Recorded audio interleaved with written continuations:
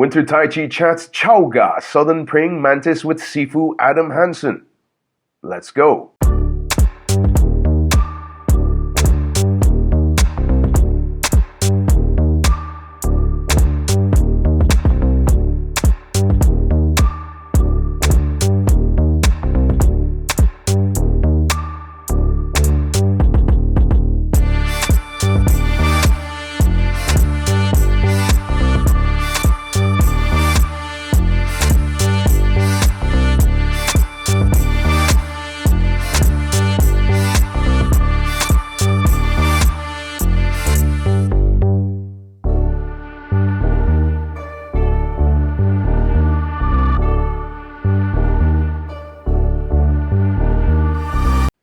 Hey guys, welcome back to the channel, and before we start, don't forget to hit the like button, hit the subscribe button, and hit the bell icon so you can be notified of future posts.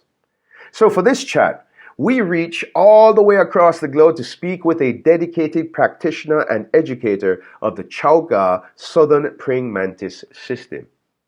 He has over 40 years in the martial arts world and continues to uncover its treasures. Located in Agnes Water, Australia, he is a high-ranking student of Grandmaster Hong Ng in Hong Kong. Spreading this art has become a life's mission, as his school, the Blue Mantis Academy, specializes in teaching both the martial and the healing aspects of Hakka Tong Long Kyun. Please welcome Sifu Adam Hansen. How are you doing, sir? Doing very well. Thanks for having me on the podcast, Mark. Great to be here and great to meet up and chat with you. Hey, thank you very much for speaking with me. There is such a time difference. I've spoken to others in Australia, and it's like a 16-hour time difference between you. So it's like I'm talking to someone in the future. So thank you very much for accommodating the time. And so just in the essence of time, let's go ahead and cut it down for you. Let's go ahead and get straight into the interview, Sifu. How did you start the martial arts? Yeah, well, that's a good question. And it started as a childhood dream, I suppose. Like back in the 70s, they had these the cartoons on, and then these shows called the Phantom Agents and these ninjas jumping onto roofs. So we used to watch that religiously, and my parents bought me a set of kung fu pajamas that I used to wear to bed every night. So I started dreaming, and then Bruce Lee was there doing movies. So, it was pretty much a childhood dream that I become a kung fu master. It's something I really, embodied as a child, jumping up around on the lounges and breaking furniture. And then I started judo at the age of 8, 9 at what they call the Police Boys Club here in Australia. And that was pretty good because in there they had Greco wrestling, boxing. So I used to swing between judo, boxing, and the wrestling and train those as a kid. So that was my base. And then I went into some karate and learnt that, some taekwondo. And then the Southern Praying Mantis come on the scene around 1985 and learnt the hammer fist around then, but didn't really get into the system. And then in 1990, got into a bit of trouble with some bouncers on the Gold Coast and, into a fight with them. And they were pretty brutal back in those days, just hitting people for no reason. And found the Southern Praying Mantis with Henry Sue on the Gold Coast. Rocked up the next day, joined the school, and the rest is history. Pretty much haven't stopped training since then. So my brother joined. And for this first year, we trained an average of 40 to 60 hours a week just to really solidify the system. So, yeah, that's it in a nutshell. 2015, I ventured my journey over to Hong Kong, where I started training with Sifu Hung. And I've been with him for since then. So, and that was an amazing journey going and training with him, yeah. Okay. So you were with Henry Sue's Circular Tonglong, and then switched over to Sifu Hong back in 2015. That's awesome. So you have different perspectives on the Chowga. Is Henry Sue's Chowga as well? So when we first joined there, it was known as the Chinese Kung Fu Academy, and throughout Australia and Queensland, it was known as Tong Long in the early days, with the back of Chow Gar, which is where it come from, and the history was, Chow Gar, but would refer to it as Tong Long, Southern Praying Mantis Kung Fu, in the essence of it. Yeah. Yeah, just call it praying mantis. Okay, understandable. So that is a awesome start into the art of Southern praying mantis.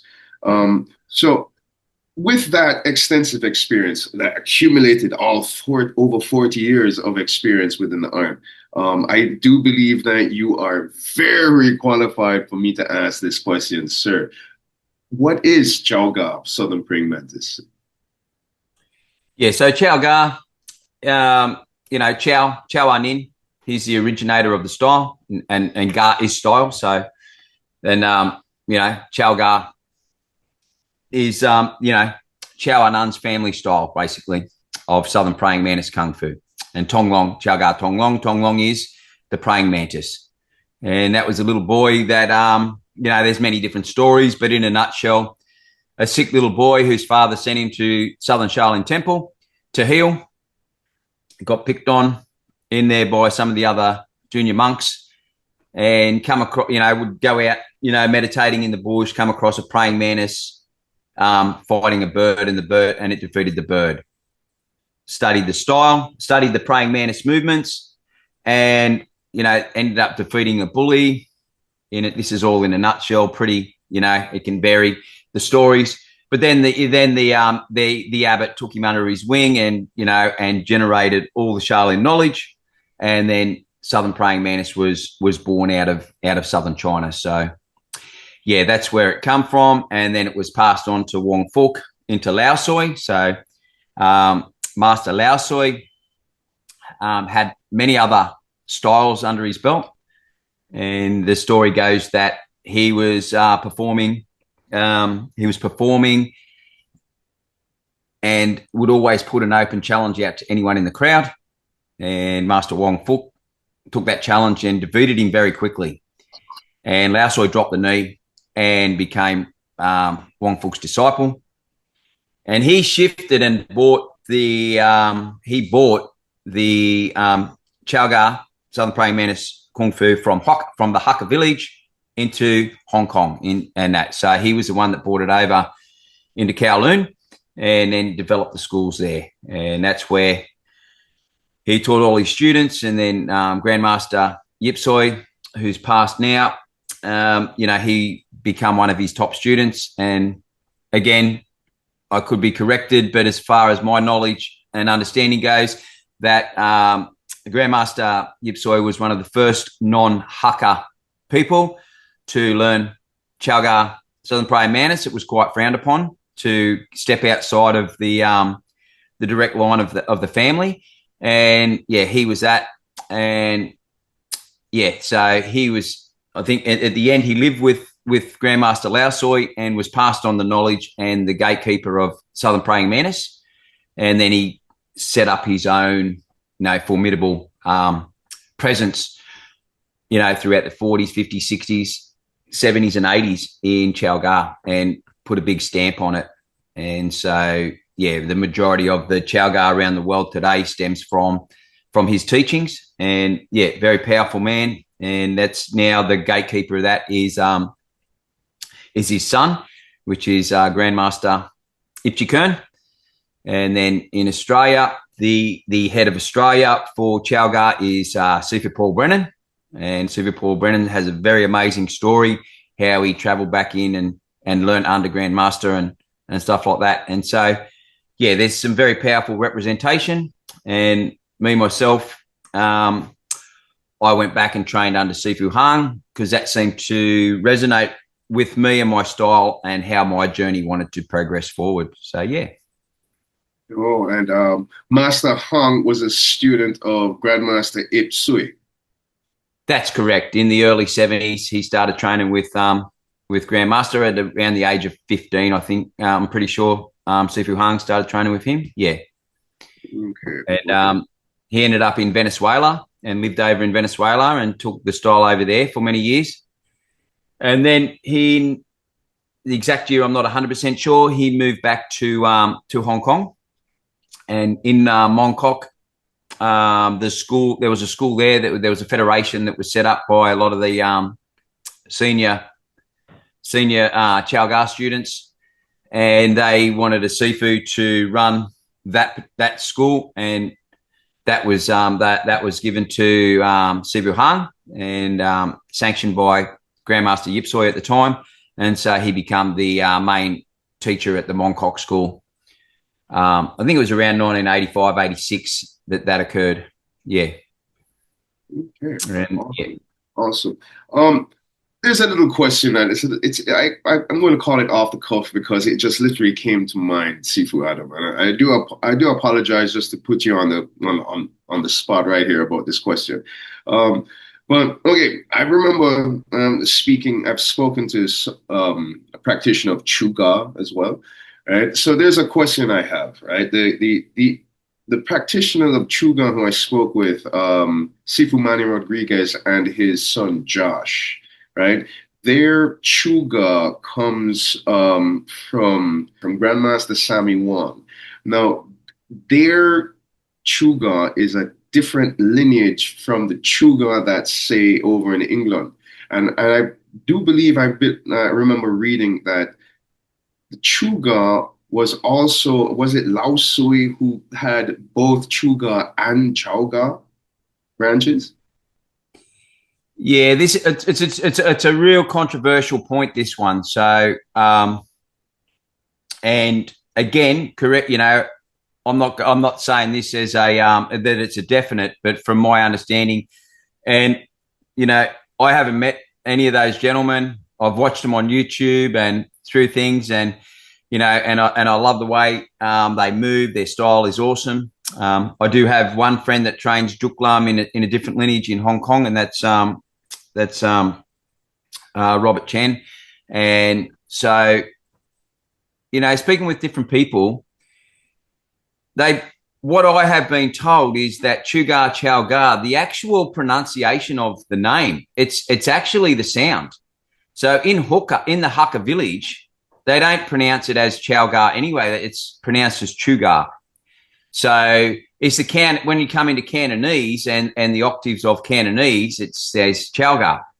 So from the original, and again, I could be wrong, and this is just my knowledge base of it, and it becomes, unfortunately, a little bit political. But the thing is, I totally believe that it still is stemming from the same line from Chow Ah Nin and through Lao Soi as he spread. And as I said, Lao Soi came from the Hakka village into Hong Kong and brought the style there. So, there's people that would have learnt in the Hakka village from him in the main that definitely would have had a different sort of twang of the art. And, anyone that really trains martial arts will understand that if they're in it for decades, that every decade that they train and teach, their own teaching style will change.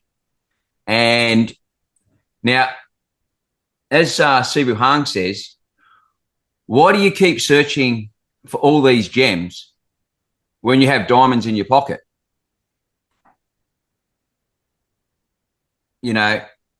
Train the diamonds. That's what they are, and go deep. And if you train the diamonds and go deep, you will create internal insights. And because you have been trained something for a year, it doesn't mean that you know it. Embodiment is about many, many, many years and decades of training. So what I've seen in a lot of, especially southern styles of Kung Fu, is these masters, as they get into their 60s, 70s, 80s, their energy is phenomenal. Now, they might not be able to run a quarter mile very fast, but if you enter their circle, the Gangtang Gang and the shock power that they produce will devastate you. And that power, when they're training diamonds and the diamonds of their style, they become more and more powerful, because this is what the internal arts is all about.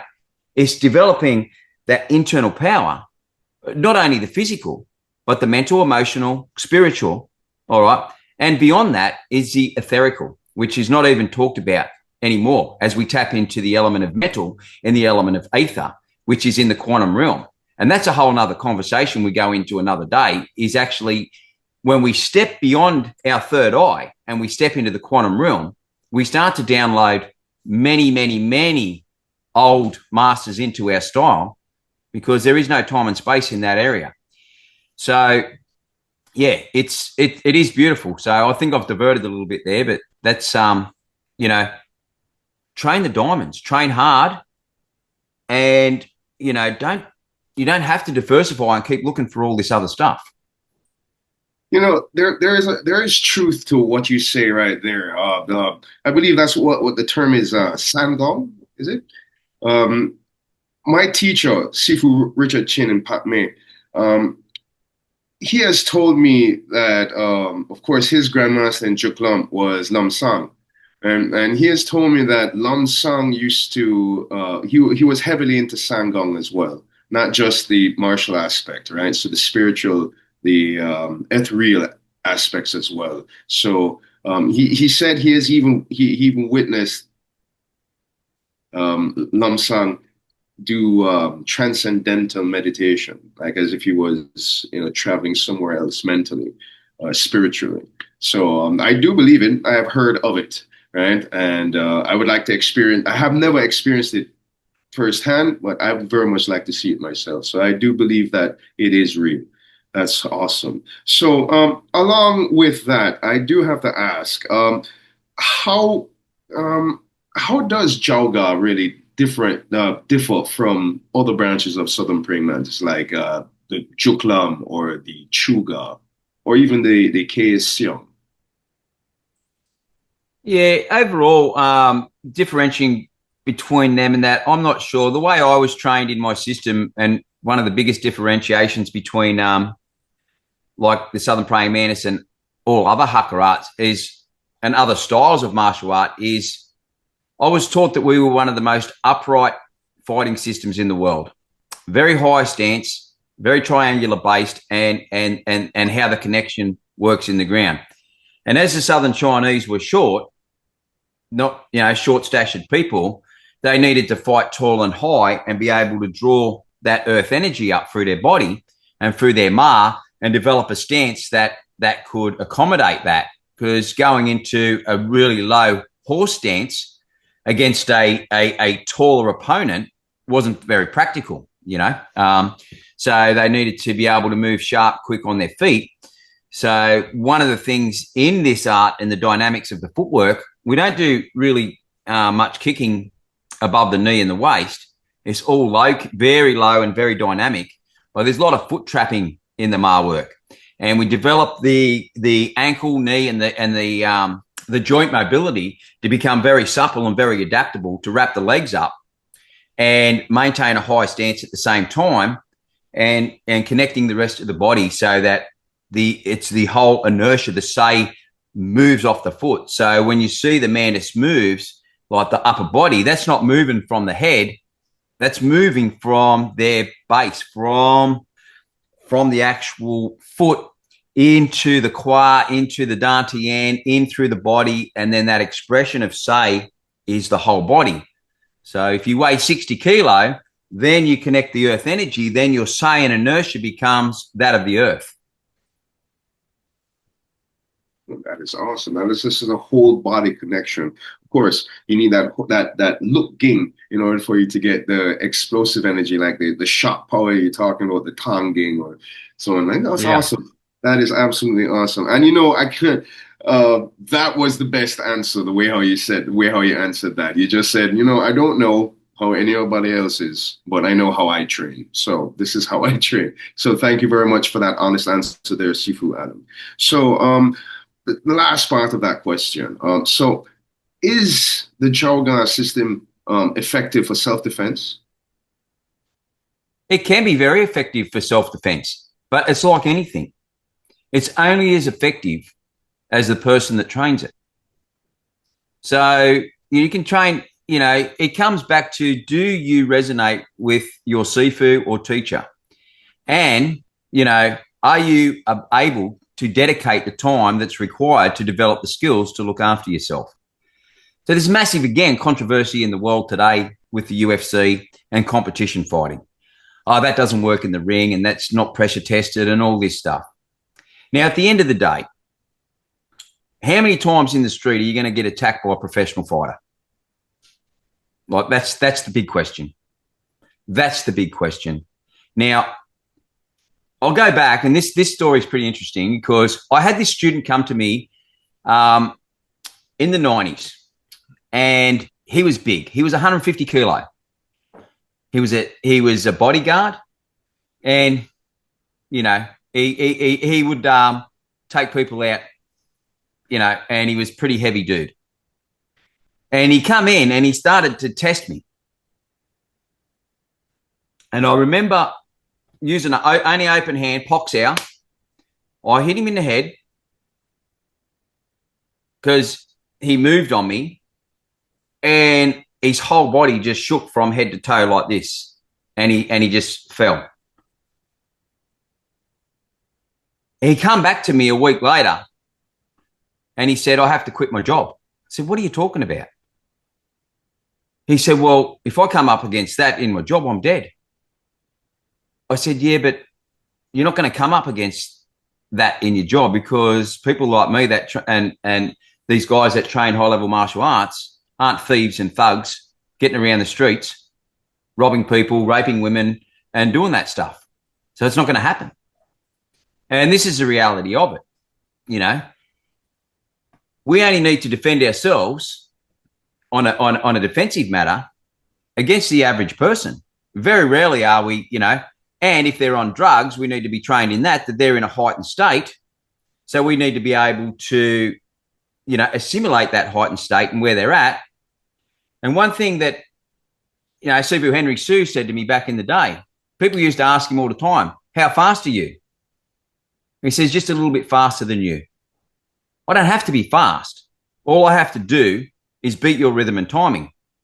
So if I accumulate rhythm and timing into my training, and the teacher accumulates rhythm and timing in and teaches you how to see what's coming and actually step out of your normal vision, open the peripheral vision, open the third eye, and beat their timing, you don't have to be fast because speed just comes. You only need to be a little bit faster than that person in that moment, and that's it.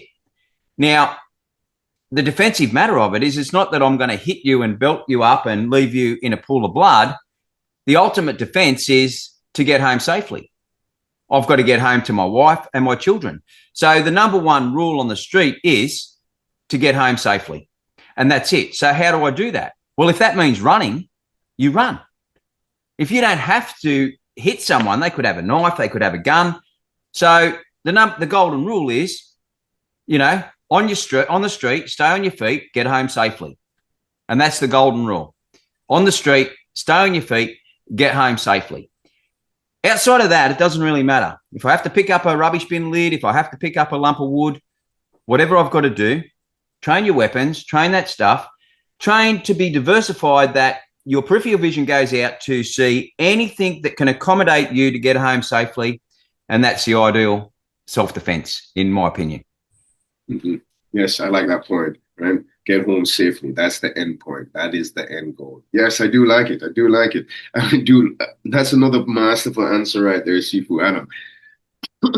Is it effective for self-defense? Yes, if you have a good teacher that can teach you to make it effective for self-defense, yes.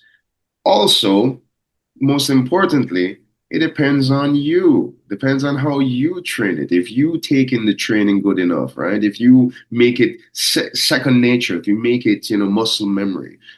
I do. Valid answer. I will take it. I will take it. And I agree with it 100%. All right. So Sifu Adam, let's go ahead and take it into that third question, right?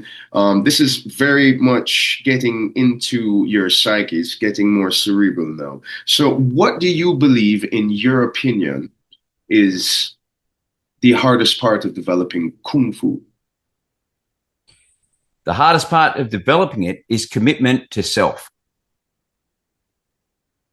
Commitment to self. Because it's one thing to be, it's like the keyboard warriors that come in and type in, oh, yeah, you're not doing this or you're not moving like that, and they're sitting behind it. But they're not actually out there practicing it. Because Kung Fu, when we translate it, men at work, hard work. All right? That's the basic translation. So it's about what you are willing to put into yourself. Now, when you go to see your Sifu and your teacher, his job is to correct you and give you good direction. His job isn't to make you a fighter. His job isn't to make you a better person. His job is to give you the tools for you to make yourself a better person, for you to make yourself a good, disciplined fighter. And so it all comes back to our heart and mind connection and how that all ties in. And are we committed to the pain? Because that's the number one thing. It is painful. Kung Fu, to train and develop, even without a partner, when you go through to start to develop, especially in the Heigong, and you start to do air training, people think slow movement. There's so much connection of the sinew. And then we bring the whole fascia system in. As we start to develop the fascia, which is the conscious aspect of the human body, which signal travels faster than light through the fascia system. So we have to open that and clear emotional blockages for the actual thought to actually fire. So if I think it happens, but that happens through the fascia. And that's where speed comes, not from how fast I physically hit, but from my thought and the actual fascia system, the limbic system of the body. Are they all open? Are they open? Are they clear? Where are their blockages? So yeah, that's in my opinion, where we go. I've just diversified it a little bit again, but yeah, that's what's the hardest part, is commitment to self. Now, Bruce Lee said it. I fear the man that's done one kick 10,000 times, not 1,000 kicks 10 times. So it's that art of, with my students, all right, we've got a pretty decent sized curriculum to train, Do I have everything in the Chow Gar system? No. And I don't claim to. We'll have over 20 hand forms. There's 10 or 15 weapon forms. We've got a lot. There's a lot of depth. So that there we go into the depth of it. Now, with my students, I encourage every single student as we go through to pick a particular technique that suits them, that really feels comfortable with their body. And that's the technique you train 100,000 times. One technique. You find that 1 to 2 techniques that really gel with you. Keep training all the form and to bring the energy and the Geng Tan and the Tang Ging and everything through. But pick a fighting technique, that's practical, that has a Jake and do concept of it, short, sharp delivery, most effective way to defeat the opponent, and train that relentless. And train everything hard and solid, but pick one technique that works for you. And don't tell anyone else other than your partners, and then train your body so that move becomes autonomous. Because there's another big aspect that you don't hear a lot of with the fight and flight. Okay? So when we get into fight and flight syndrome and we get scared, doesn't matter what level we are. When we're confronted, the heart jumps. All right? And we have an adrenaline dump. All right? A fear-induced adrenal dump. It occurs autonomously. Now, how we deal with that depends on how quick we can calm our system. Now, it's a proven fact in the military and in the police forces that when the heart elevates above 120 beats a minute, especially hits 130, and this adrenaline jumps in and that stress hormone kicks in, is that all those hormones go to the primary movers of the body, which is the thighs and the chest. And that is for primal evil man to run, to get the hell out of there. So all this fine motor skill that we train in Kung Fu becomes irrelevant until we get our heart rate back below 100 beats a minute. All right? And how quick can you do that? And so if we can't do that, we're just going to start throwing haymakers, no matter how good we think we are. And this is a reality that most people don't want to go there and realize it, and don't want to step into that arena because, oh yeah, but I've trained for 20, 30 years. I'm never going to lose. Well, that's BS, because we all have the potential to lose and we all have the potential to win. But when this dump happens, how do we channel it? How do we utilize that energy and turn it back into what we need to in the situation? And that is by how well we've calmed our mind, how well our mind can come back into our heart space and we can recenter, breathe, get into our Dantian, bring the chi flow in and calm it down and slow time down. And that's what it's all about. And so fear-induced adrenal dumps are real.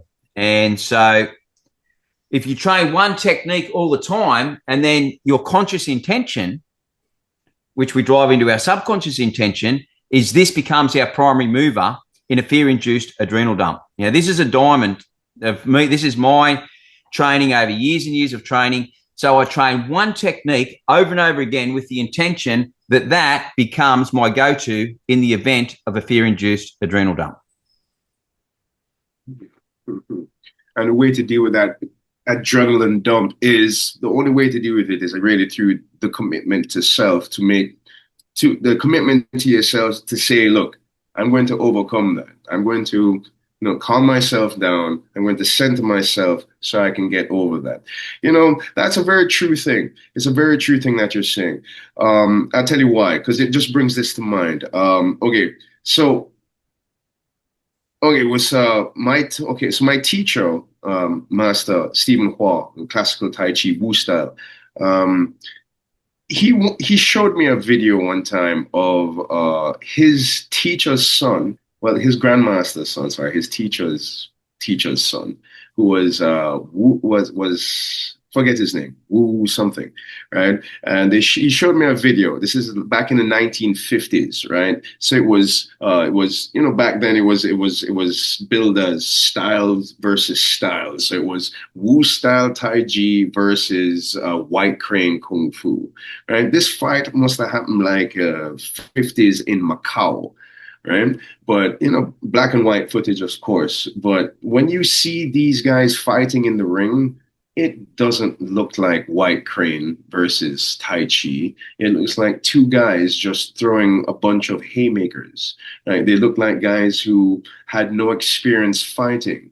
Now, when you give me that detail of once the heart rate goes above 120, well, then you just start throwing haymakers, right? You can't help it, no matter how much training, no matter how much skill you have, right? That heart rate dictates all, right? So I do see, because my teacher, in that video, he literally said, Wu Chen Chen's son, right? Literally, he got too excited. You could tell, because all he wanted to do was just punch the guy. So he had his fist up in the air and, that's all he wanted to do. So, he mustn't have like that preconceived notion that that's what you want to do. And then, that's all you're going to try and do. So I get you. And thank you for explaining that, because that makes that's like bringing a light bulb moment to me right now. So yes, it makes sense. It does make sense.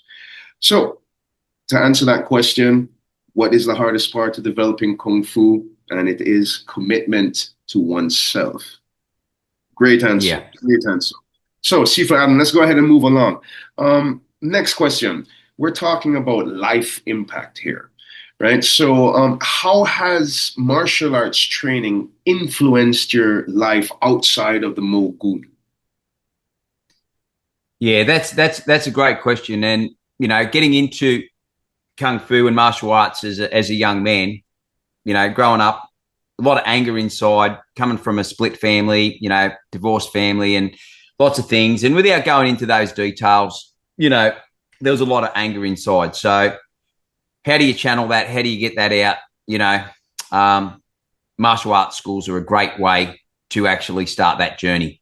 And with the right teacher and they channel you into that, you start to calm the nervous system.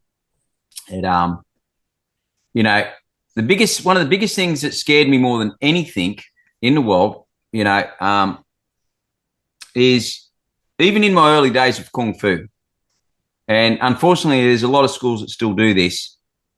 The teachers, we're the best. No one can beat us. Our lineage is number one. And I copped that for years. So I believe that. So arrogance goes through the roof. Your ego goes through the roof, and you think you're the best. And you think you're the greatest. And you think Sifu's the greatest and he's the best and no one else is any good. So you narrow your vision and you become very tunnel, and you lose perspective of what the real issues are. Now, Grandmaster Lao Soi sent down, you know, he's got a poem there, but the 8 golden rules of the Chow Gar, Southern Praying Mantis, is respect your elders, respect your parents, respect your teachers, and respect their teachings. Train to be kind, train to be honest, train to be generous, and last of all, train Kung Fu.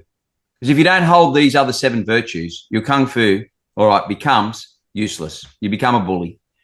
And he also stated that it is better to lose 1,000 students than to create one bad apple that will go out and use the art in a detrimental way. And so those are the primary values of the Chow Gar system in a nutshell. And, you know, so I've tried to uphold them. So it took me a lot of years to develop that. But at 22, 23, my grandmother told me she was scared of me because I was very angry when I was young. And that was a fail. That, to me at that time, that was worse than getting beaten up. That was worse than being stabbed, killed, worse than anything in the world. That was such an emotional knife to the heart that my grandmother is scared of me. It's like, what the F have I done to do that? I've failed. That's not what martial arts is. That's just like, whoa. So that was a real big evaluation of self that took me on to the spiritual aspect and the self journey into the spiritual side of things and where I need to head in the future with martial arts, because it sort of became apparent that I wasn't learning the art. I was learning the martial aspect to hurt, you know, and to fight and to hurt. So I'd lost that aspect of it. So, yeah, and so that was a great turning point, which really turned me back into really understanding what these core values of the style was about. And so outside of that, I have defended myself on a few occasions. And I'll tell one story. And Helen and I, my wife, we were at the local pub, tavern, having a beer and dinner on a Friday night. And next thing, this guy, he's in my face and he's poking me like this in the chest. And old school me would have been on. Well, I scanned around and he's got 5 or 6 mates there. So it's like, all right, I evaluated it. Okay, what do? I have the potential to take him out, but I also have the potential of. So in the Kung Fu and the softer principles is with the mutsiao, the sweeping hand inside and outside. As he would touch my hand, I would just gently divert him over there. Now with the beer, as I diverted him, I would spill my beer on him. Okay. Oh, sorry. And I would, oh, sorry, mate, sorry. And did this. Now, within 5 minutes of that, he stopped poking my chest, went to the bar and bought me and Helen a drink and got all his mates in and said, these guys are unreal. So a situation went where we made 5 new acquaintances or we're out in the front brawling. That was, to me, at that particular time, one of the pinnacles of what Kung Fu was about and what Bruce Lee had talked about. Learn the art of fighting, not to fight. How, in a situation when you had a few beers, you're not quite, you know, and how can you, do you react or do you respond? The reaction is bang, you're in.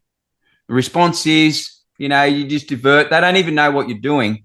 And you're just using that soft energy just to divert. There's no threat to them. All right. And so these are situations that have occurred. Another situation, again, in a pub, big guy come up in my face, wanting to punch me out, you know, for no reason, stupid reasons.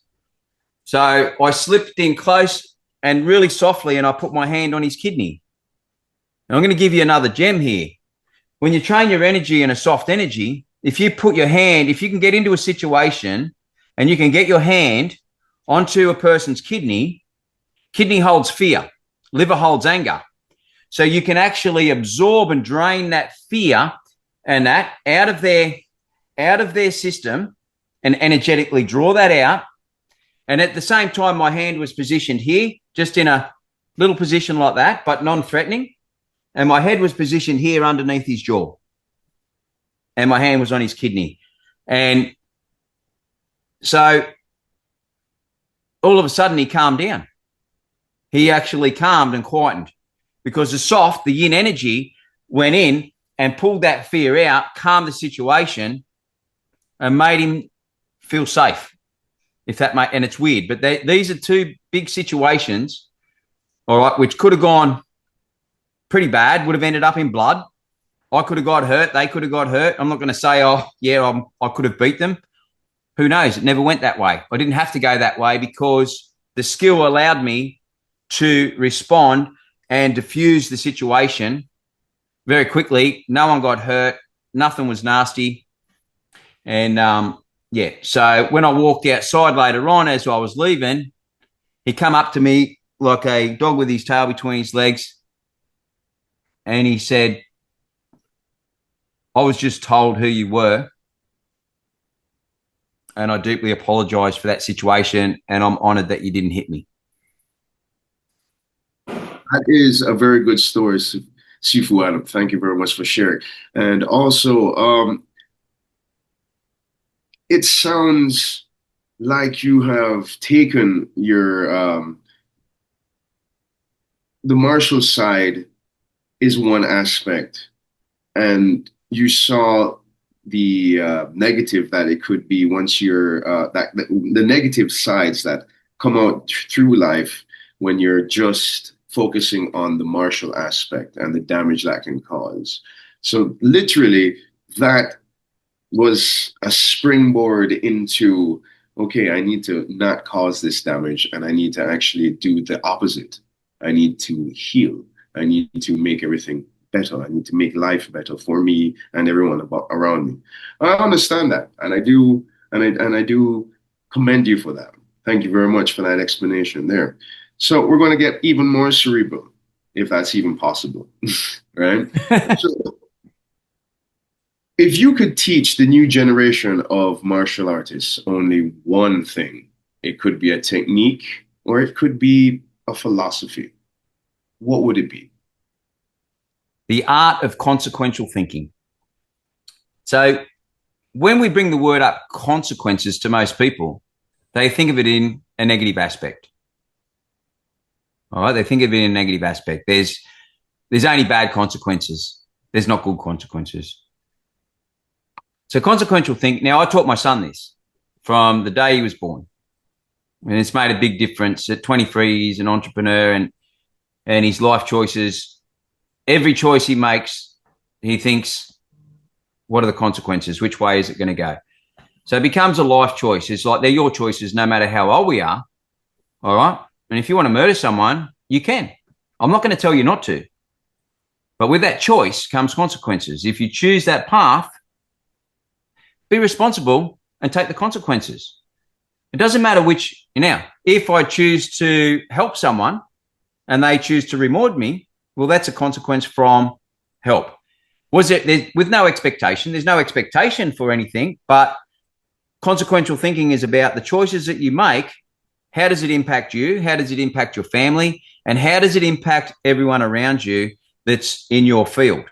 And so then, as a parent, when you bring this into the parenting skills, is that when a schoolyard situation occurs and your child comes home and they say, oh, Johnny picked on me today and did this. And as a parent, you react and go straight up to the school, blame that kid, blame that parent. And next thing again, same as what I talked about, you've got a shit fight. You've got arguing and this happening. So I would sit back with my son and say, okay, that's good. So let's unpack this situation. Is there anything in the last week to a month that's happened in the playground, after school, before school, at lunch, at play lunch? Oh, yeah, I pushed him over 3 weeks ago. Or we had an argument. Ah, okay. So this incident that occurred today wasn't just from today. It was a build-up between you where something has gone on. All right. And this is what happens in bullying. There's a whole process behind bullying. What's the backstory behind bullying? What's happening at home? So there was an Indigenous child that I worked with. No one could control him in the school. So I went to the school and I was doing anti-bullying courses in the school. And I would get him and I would put him next to me and we both hold hand pads. And I gave him responsibility. I said, I've got this line of the kids and you've got this line. Now, you're responsible for these kids. Now, you're not here to hurt them. You're here to empower them. And you're to hold the pads and let them hit the pads as we hit them and empower them. Teachers and the principal going, how can you control, or not control him, but how come he's so calm when you're here? It's because I empower him with confidence and I empower him with consequential thinking, that he's now responsible for these kids. But what's his backstory? His backstory is he goes home every day. His father's drunk. All right. His father beats his mother up, beats his sister up. So he steps in and fights his father and takes the beating for his mother and father. Now, that anger and that energy goes into the school, and the school system doesn't have a way to correct or fix this or look at it and how to empower this young man and bring him into society. And so if we really, truly understand consequential thinking, that, you know, and we question things and we start to look at what a person's backstory is of why that really occurred and where did it come from, then we make a difference in society. And that there is the essence of the art of martial arts for me. And that is a brilliant answer once again, Sifu Adam. Right? And just to say it, consequential thinking. When you really look at it that way, you know, it's like you're. I said you stated that you taught this to your son while he was growing up, right? So when you really think about it, you created a strategist, right? So when you say consequential thinking, it's like playing chess. If I move this way, what happens if I do? So you think about the two moves that come after that, and then the two moves that can come from the two moves, which would then multiply and multiply. So you think of all of these possibilities, which, you know, from there you can form a specific strategy depending on the goal that you have. So, wow, that's the greatest. That's one of the greatest answers I've ever gotten for that question. Consequential thinking. Yes, and I do agree with that. I definitely do. So, Sifu Adam, we've come to our last question, and sometimes, you know, it could be the hardest question. How can you be contacted? Well, you can reach out to me by email, which is, what have I got? Sifu at bluemantis.com.au. That's probably the simplest, most direct way. By phone, 0431 174 310. And if you go into our Thinkific Learning online learning platform, you can contact me through there as well, which is Blue Mantis Training Systems. So we have a very big online platform. So my brother and I, probably one of the original online platforms. We started training online platforms over 15 years ago. Well before COVID and everyone jumped on the bandwagon. So I have a very adept online platform where there's a lot of information on it, and we do live online. We do online tuition, which you can follow at any time, and then in person. And we try and travel wherever we can to train people, or they come to Australia, or we meet them in Hong Kong, and we set up training camps where we meet in different parts of the world. And so one big thing that I will say with online training, a lot of people say that it doesn't work and it's crap and this and that, but it does work and it is great. But what you need is the neurological pathways, all right, anchored in by touch. So the final end, if you can never ever get the true essence of the martial arts online, you need to come and do hands-on. That's that. But you can get a really solid foundation, basic and intermediate level, where you can get everything there, and then we can come in and we can fine-tune all the neurology in the body. Because when we touch, and you'd be well aware of this, who feels it knows it. So the job of the Sifu when we touch hands is to program the neurological system to what the energy is. So we open gateways in there as well. So that's super important. So I want to highlight that because there is a lot of people that bag online training, and we're in a time frame now where we can train it with each other anywhere in the world, and then we can meet up. So yeah, that's where we're at with that. Yeah. Contact information for Sifu Adam Hansen will be in the description down below. Also in the description down below will be a link for Feiyue shoes. If you need a pair of Feiyue shoes, go ahead and click the link down below. Get the best prices, get the best deals, all at feiyueshoes.com. Sifu Adam Hansen, I want to thank you very much for the time that you've taken to educate me on the Chow Ga system of Southern Praying Mantis, on your school, on your insights, the Blue Mantis Kung Fu School. Thank you very much, sir. Yeah, thank you for taking the time to put me on. And yeah, it was an honor to be here. And yeah, look forward to catching up in the future. Definitely, sir. Thank you very much for your time.